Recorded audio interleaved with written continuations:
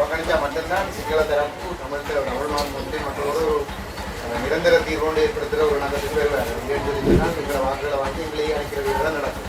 எங்கட விரையில் வச்சு எங்கட கண்ணா குத்துறவங்க தான் வந்துருக்காங்க. மன்னார் மாவட்டத்தில் கண்டிப்பாக முஸ்லிம்களும் தமிழர்களும் ஒன்று சேராம ரெண்டு பேரும் எதுவுமே நடக்காது. எந்த ஜனாதிபதி ஆட்சிக்கு வந்தாலும் எதுவுமே நடக்காது. என்ன 2-3 பேர்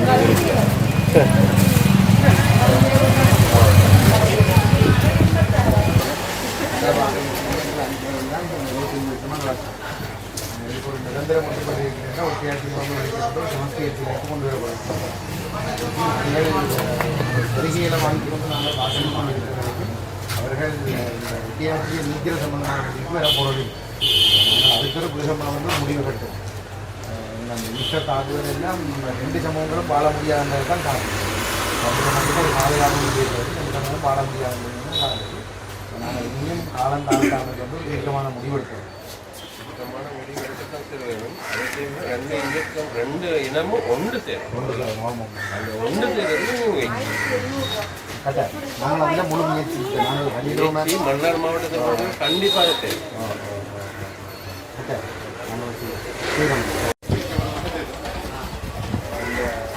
புறக்கணித்தா மட்டும்தான் சிங்கள தரப்பு தமிழ்நாடு முஸ்லீம் மக்களோடு நிரந்தர தீர்வோடு ஏற்படுத்துகிற ஒரு நகரத்துக்கு வருவார். இல்லைன்னு சொல்லிச்சுன்னா எங்களோட வாக்குகளை வாங்கி எங்களையே அழைக்கிறது தான் நடக்கும். எங்கட விரையில் வச்சு எங்கட கண்ணா குத்துறவங்க தான் வந்துருக்காங்க.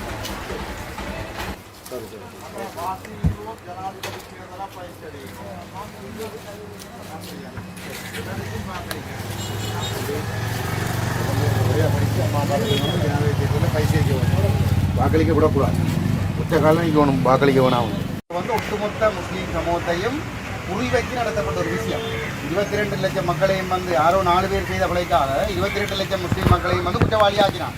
இது என்ன, நாங்கள் வந்து சலுகைகளை பெற்றுக்கொண்டு ஆட்சியாளர்களுக்கு வாக்கு கொடுத்து கொண்டு எங்களோட வாக்கை வச்சுக்கொண்டே வந்து அவன் அந்த விஷயத்தை செய்து கொண்டிருக்காங்க. இப்போ நீங்கள் நான் கேட்குறது தெரியாமல் செல்ஃப் ஃபிங்கரிங் கவர்மெண்ட்டை அதுக்கு ஓம்படுவீங்க. இடைக்கால தன்னாட்சி அதிகாரம் ஒரு சமஸ்தி அதிகாரம் ஒன்றுதான்.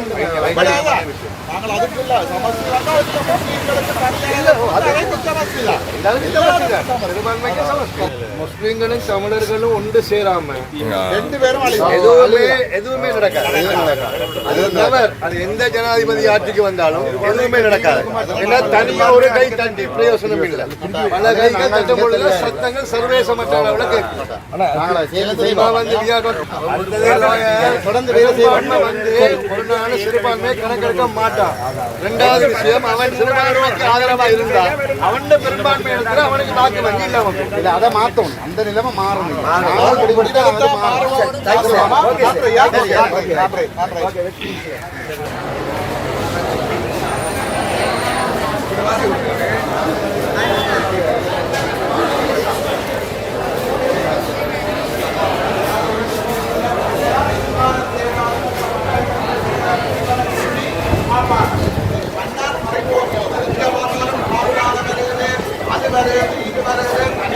எடுக்கிறார்கள் எங்களை இனம் அழைத்துக் கொண்டிருக்கிறது.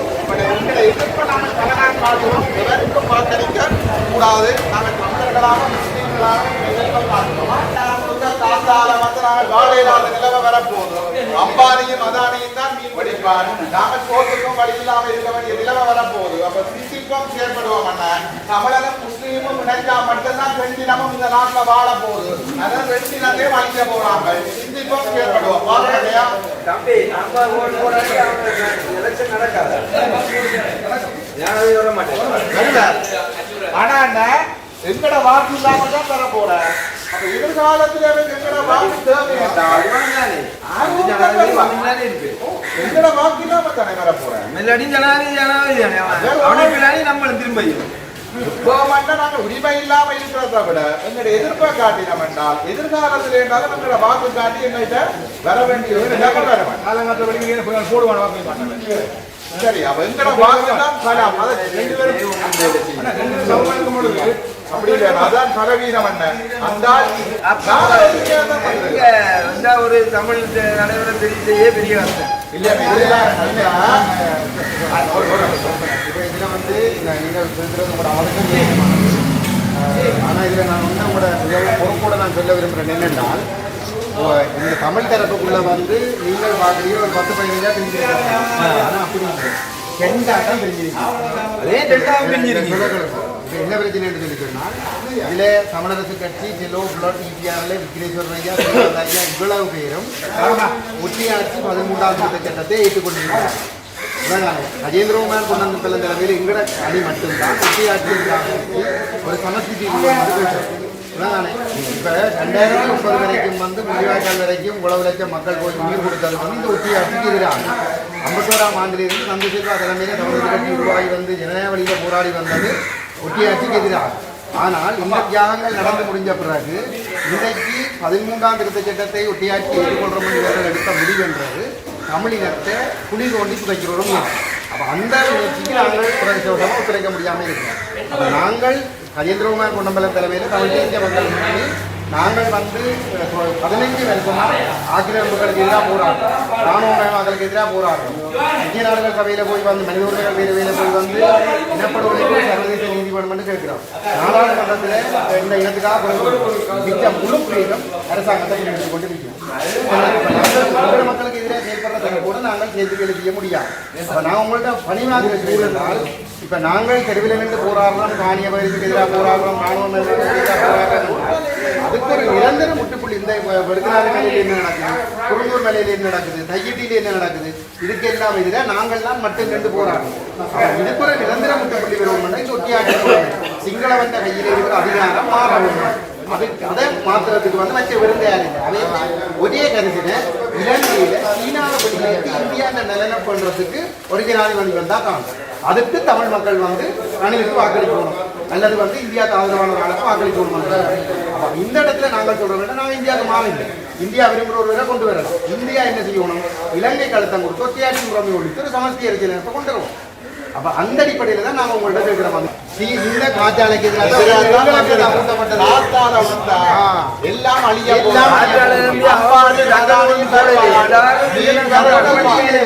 எங்கள்கிட்ட அனுமதி இந்த மாவட்ட நேரத்தை அனுமதியோடு தான் செல்வம் அடைக்கலானது.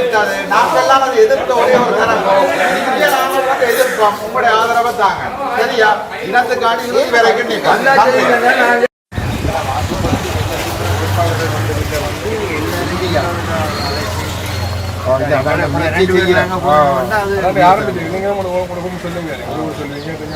ஆனா இப்ப என்னடா துறைவசமா எங்களை தவிர கஜேந்திரகுமார் பொன்னம்பலம் தலைமையிலான எங்களுடைய தரப்பை தவிர மற்ற முழு பேரம் வந்து அவே ரணிலை சப்போர்ட் பண்றது வைக்கிறவே முடியும். பொது வேட்பாளர்னு சொல்றது எல்லாம் வந்து சும்மா ஒரு ஜனத்தை திசை திருப்புறது. ஏன்னா இப்ப உங்கள்ட்ட வந்து இப்ப வாக்களிக்க சொல்லி கேட்டா கோவப்படுது. அப்ப உங்கள்ட்ட வரையிலாது. அப்போ வாக்களிக்கிறதுக்கு கோவ் பண்ணுறதுக்கு வந்துட்டா நாங்கள் ஒற்றுமையாக சொல்லுவோம். உங்களை நம்பிலாது ஒரு பொது வேட்பாளரை போடுவோம் என்றால் அந்த கோபம் கொஞ்சம் குறையும். அப்போ சரி சொல்கிறவங்க கல்ல ரெண்டாலும் வந்து சரி ஒற்றுமையாக போட்டு விடுவோம் யோசிச்சு கொண்டு வாக்களிப்பு போகிறதுக்கு தயாராக இருக்க. கடைசி நேரத்தில் சொல்லுவாங்க நாங்கள் இந்த பிரதான வேட்பாளரோட ஒரு இணக்கத்துக்கு வந்துட்டு நீங்கள் அவருக்கு வாக்களிங்கன்னு சொல்லி விட்டால் முடிஞ்சால ரெண்டாவது இருப்பாங்க அவருக்கு போடுங்கன்னு சொல்லிச்சுன்னா நோக்கம் நிறைவேறுவீங்க. அங்கதான் போடப்படும். சரி வாரம்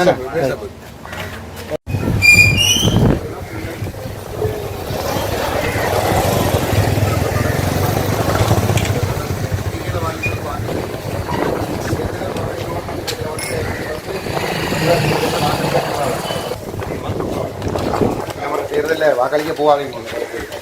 வாக்களிக்காக ஒரு வழிக்கு கொண்டு வரணும். இல்லாட்டி சிலைகளை தந்து வாக்குகளை எடுத்து உங்களே அடித்து கொண்டு கண்ண புத்தகத்தில் நடத்தோம்.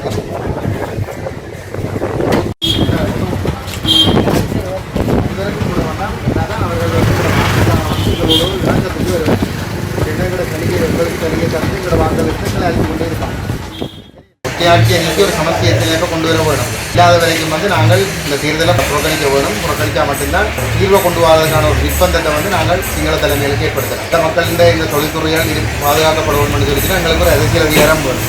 அதை பற்றி வென்றெடுக்கிறதுக்கு வந்து இதுதான் ஒரே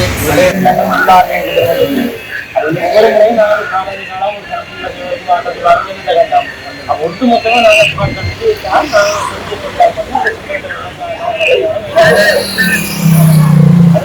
நாங்கள் இந்த முறை பார்க்கறதுக்கு படம் வாக்களிக்க இடங்கள் போகாமல் மக்களை வந்து இதில் புறக்கணிக்கிறோம்.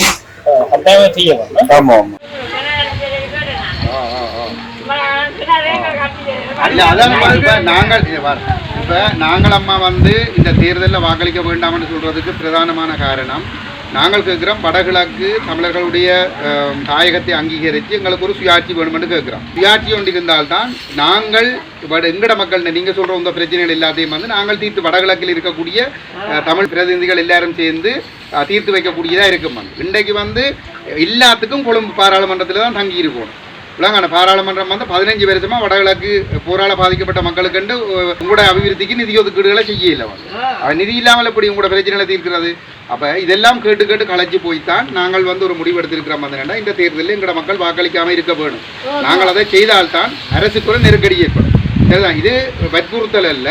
நாங்கள் உரிமையோடு உங்களுக்கு இந்த தகவலை தெரியப்படுத்துகிறோம். நீங்கள் இதை புறக்கணித்தால் அரசுக்கு வந்து ஒரு நெருக்கடி வரும். எதிர்காலத்திலேயும் உங்களை திருப்திப்படுத்துறதுக்காக பல விஷயங்களை செய்ய வேண்டிய இடத்துக்கு வந்து அவர்களை நாங்கள் தள்ளக்கூடியதாக இருக்கும்.